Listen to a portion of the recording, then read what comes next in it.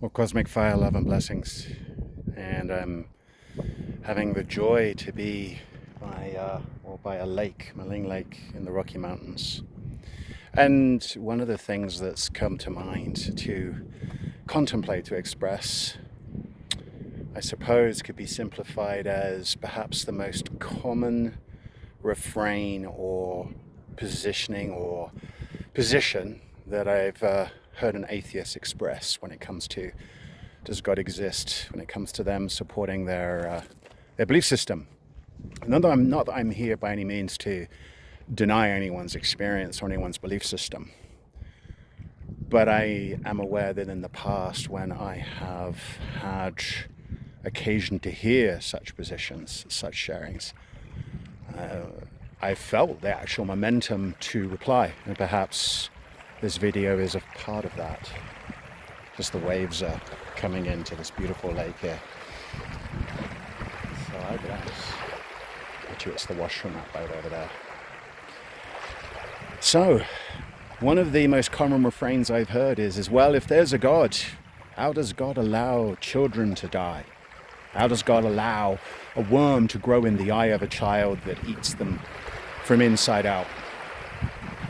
And you see, that particular question makes a lot of sense when you look at God, or when you believe God to be something outside of you.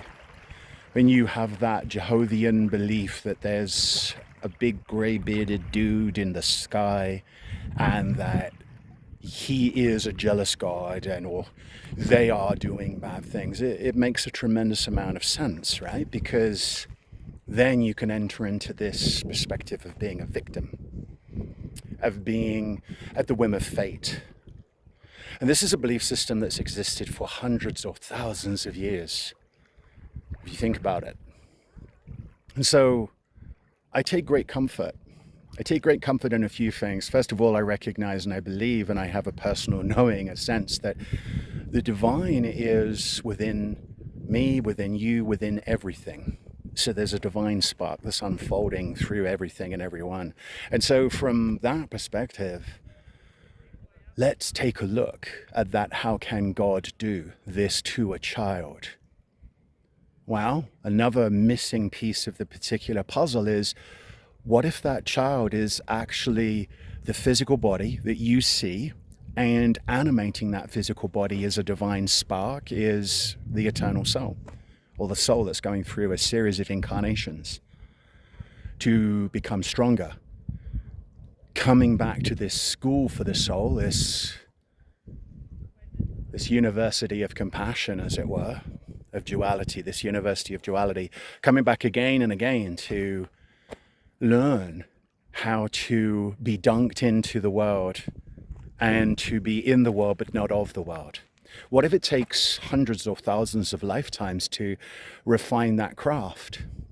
See, now when we've suddenly connected with the idea, then all of a sudden, if there's a divine spark within us, and if each and every child, each and every human being is the divine being itself, expanding the kingdom of heaven through the life of a dear soul, coming to incarnate, then is it possible then that that child has established for itself a series of experiences, a life through which it will come to more fully know the divine and embody the divine in the midst of the three worlds of human endeavor?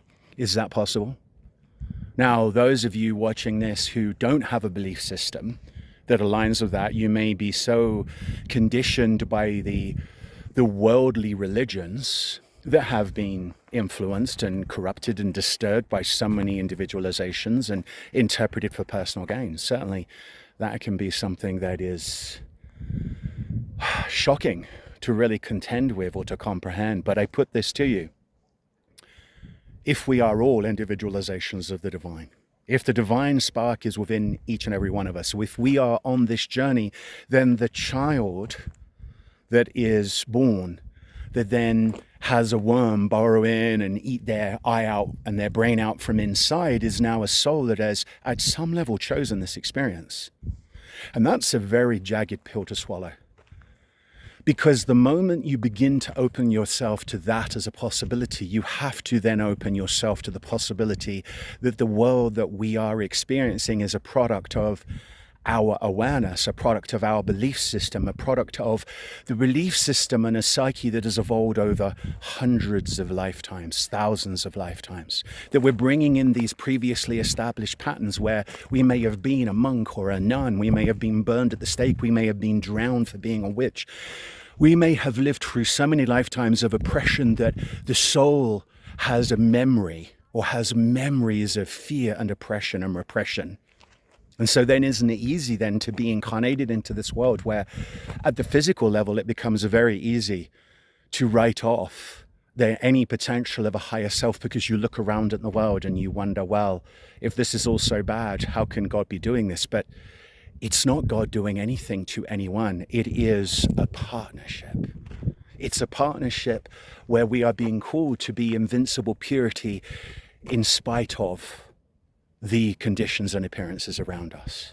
And so in this partnership, this brings us to this beautiful opportunity to recognize, well, what if that child or any child that suffered any experience, myself included, any set of harsh experiences, has had these experiences so that we could be strengthened, be tempered, hammered again and again like the blacksmith hammers the metal to strengthen the steel.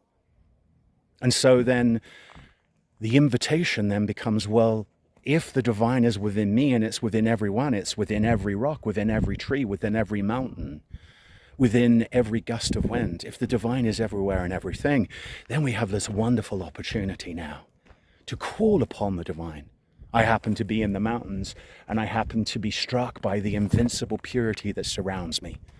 As I pan around and just share, it's absolutely stunning.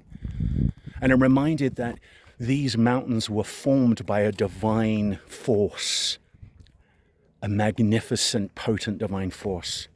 I'm reminded then that whilst in this moment I have the grace to be immersed directly in this sphere of influence of the mountains, that I'm being recharged. But then I will go back into the three worlds of human endeavor. I will leave this mountainous region and I will enter into the world.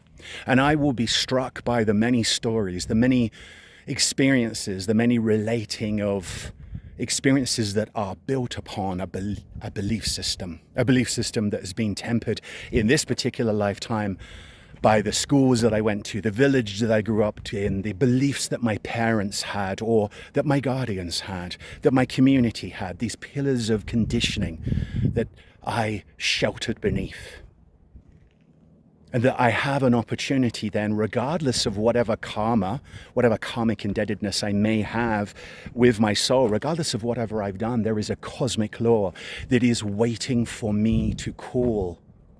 That in that call, I can call forth the divine to bless, to bring the sacred fire, love and blessings, to bless everything that I see. I can call upon the energies of the world to be released through me, to bless every particle of life. And in this space, what I have done is I have transcended my childhood experiences, my adolescence, my 20s, my 30s, whatever age I may find myself at. And I have transcended those experiences to find myself in this moment right now, calling upon a higher power, recognizing that I am in divine partnership and that it is my thought plus my feeling, bearing in mind that feelings are 3 times more potent than thoughts themselves. The thoughts are what sets the mold. The feeling is the substance that I pour into the mold, and that when that mold sets and when the substance settles, manifestation is so. And so we have in each moment an opportunity to call to the divine within, the divine around, the divine everywhere, to know, to call for cosmic fire, love and blessings, to be channeled through us, to be released through us, to bless every particle of life. Cosmic fire, love and blessings.